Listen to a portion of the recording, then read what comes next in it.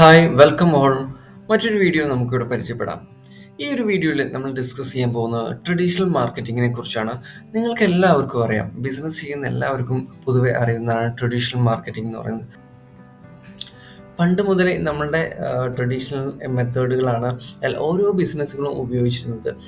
അതായത് സിമ്പിളായിട്ട് പറയുകയാണെങ്കിൽ നമുക്കറിയാലോ, റേഡിയോ, ന്യൂസ് പേപ്പർ പോലുള്ള മീഡിയംസ് ഒക്കെയാണ് യൂസ് ചെയ്തിരുന്നത്. അപ്പോൾ ട്രഡീഷണൽ മാർക്കറ്റിംഗ് എന്ന് പറയുന്നത് നമുക്ക് പറയുകയാണെങ്കിൽ നമ്മുടെ പ്രൊഡക്റ്റ് ആൻഡ് സർവീസസിനെ പ്രൊമോട്ട് ചെയ്യുന്നതിന് വേണ്ടി തന്നെയാണ് ഉപയോഗിച്ചിരുന്നത്.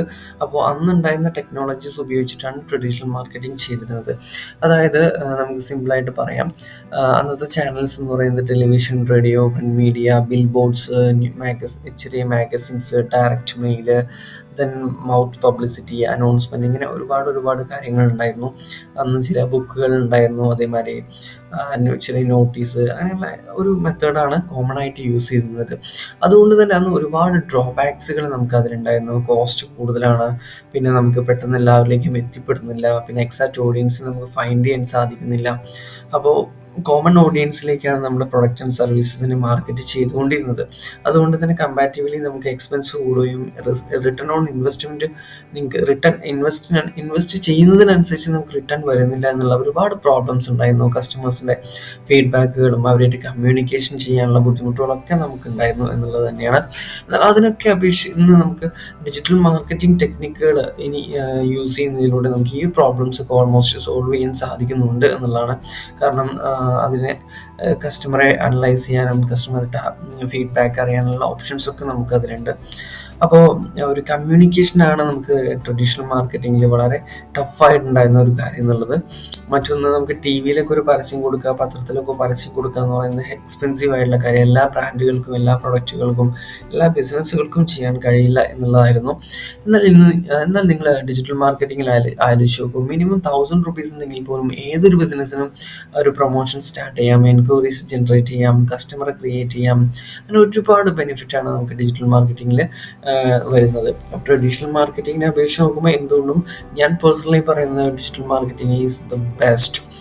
ഓക്കെ, കാരണം ബെസ്റ്റ് എന്ന് പറയുന്നത് ഒരു ബിസിനസ്സിനെ ഡെവലപ്പ് ചെയ്യാൻ ആഗ്രഹിക്കുന്നുണ്ടെങ്കിൽ, നിങ്ങളൊരു ബിസിനസ് ഓണറോ അല്ലെങ്കിൽ ആരാണെങ്കിലും നിങ്ങളുടെ ബിസിനസ്സിനെ ഡെവലപ്പ് ചെയ്യാൻ ആഗ്രഹിക്കുന്നുണ്ടെങ്കിൽ you must try digital marketing. Okay, നമുക്ക് ഡിജിറ്റൽ മാർക്കറ്റിംഗ് മെത്തേഡുകൾ യൂസ് ചെയ്തുകൊണ്ട് നിങ്ങൾക്ക് വളരെ ഫാസ്റ്റായിട്ട് നിങ്ങൾക്ക് ഗ്രോ ചെയ്യാൻ പറ്റും എന്നുള്ളതാണ്. അപ്പോൾ വളരെ നമുക്ക് ഈ ഒരു വീഡിയോയിലൂടെ നമ്മൾ മെയിൻലി ഫോക്കസ് ചെയ്യുന്നത് ട്രഡീഷണൽ മാർക്കറ്റിങ്ങിനെ കുറിച്ചാണ്. അപ്പോൾ ട്രഡീഷണൽ മാർക്കറ്റിങ്ങിനെ കുറിച്ച് നിങ്ങൾക്ക് ഏകദേശം ധാരണ കിട്ടിയിട്ടുണ്ടാവുമല്ലോ അല്ലേ.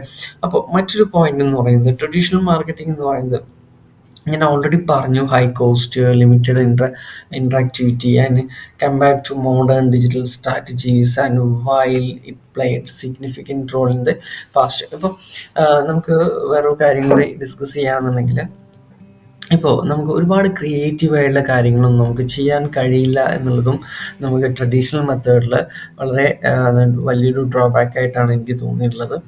കാരണം അത്രത്തോളം എഫക്റ്റീവ് ആവുന്നില്ല, കസ്റ്റമറിലേക്ക് എത്തുന്നില്ല എന്നുള്ളൊക്കെ പ്രോബ്ലംസ് നമുക്ക് വരുന്നുണ്ട്.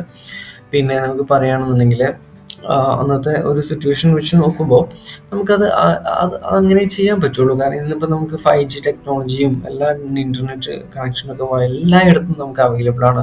അതുകൊണ്ട് തന്നെ ഇന്ന് നമുക്ക് ഒരുപാട് ബിസിനസ് മോഡലുകൾ പുതിയതായിട്ട് നമുക്ക് കിട്ടിയിട്ടുണ്ട് അല്ലേ.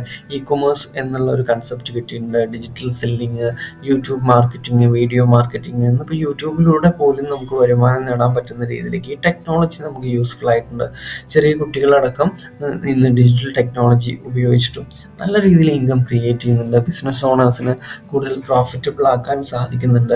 എങ്കിൽ പോലും പലരും ഇപ്പോഴും ട്രഡീഷണൽ മെത്തേഡ് തന്നെയാണ് യൂസ് ചെയ്യുന്നത്. അതുകൊണ്ട് തന്നെ അവരുടെ ബിസിനസ്സിൽ ആ ഒരു സ്റ്റെക്ക് ഇപ്പോഴും ഉണ്ട്. അപ്പോൾ അത് തീർച്ചയായിട്ടും മാറുന്നതിനനുസരിച്ച് നിങ്ങൾ എത്രത്തോളം ഡിജിറ്റൽ ടെക്നോളജി യൂസ് ചെയ്യുന്നു അതിനനുസരിച്ച് നിങ്ങളുടെ ബിസിനസ്സിൽ മാറ്റം കൊണ്ടുവരാൻ സാധിക്കും. ഇപ്പോൾ നിങ്ങൾ ഇതൊക്കെ അറിഞ്ഞിട്ടും ഇനിയും ഡിജിറ്റൽ ടെക്നിക്കുകൾ യൂസ് ചെയ്യുന്നില്ല എന്നുണ്ടെങ്കിൽ നിങ്ങളും ആ ഒരു ലെവലിൽ തന്നെയായിരിക്കും നിങ്ങളുടെ ബിസിനസ്സിനെ കീപ്പ് ചെയ്യുക. അതായത് നിങ്ങൾക്ക് ഒരുപാട് സ്ട്രഗിളിങ്ങും കാര്യങ്ങളും കോസ്റ്റ് കൂടുതലായിട്ടൊക്കെ നിങ്ങൾ സ്പെൻഡ് ചെയ്യേണ്ടി വരും ട്രഡീഷണൽ മാർക്കറ്റിങ്ങിൽ. കാരണം നിങ്ങളൊരു നോട്ടീസ് പ്രിൻ്റ് ചെയ്യുന്ന എമൗണ്ട് ഉണ്ടെങ്കിൽ നിങ്ങൾക്ക് അതൊരു മാസത്തേക്ക് നിങ്ങൾക്ക് പ്രോപ്പറായിട്ട് അഡ്വർടൈസ്മെൻറ്റ് ജനറേറ്റ് ചെയ്യാൻ സാധിക്കും. നിങ്ങൾക്ക് നിശ്ചയിക്കാം. എനിക്ക് ഈ മാസം എത്ര ലീഡ് വരണം, എത്ര ക്ലോസിങ് ചെയ്യണം എന്ന് പോലും നിങ്ങൾക്ക് പ്രെഡിക്റ്റ് ചെയ്തുകൊണ്ട് നിങ്ങൾക്ക് വർക്ക് ചെയ്യാൻ പറ്റും എന്നുള്ളതാണ്. ഓക്കെ, അപ്പോൾ എന്തെങ്കിലും ഡൗട്ട്സ് നിങ്ങൾക്ക് ട്രഡീഷണൽ മാർക്കറ്റിങ്ങിനെ കുറിച്ച് ഉണ്ടെങ്കിൽ ഡെഫിനറ്റ്ലി നിങ്ങൾക്ക് കമൻറ്റ് ചെയ്യാൻ ചോദിക്കാം. Okay, thank you all the best.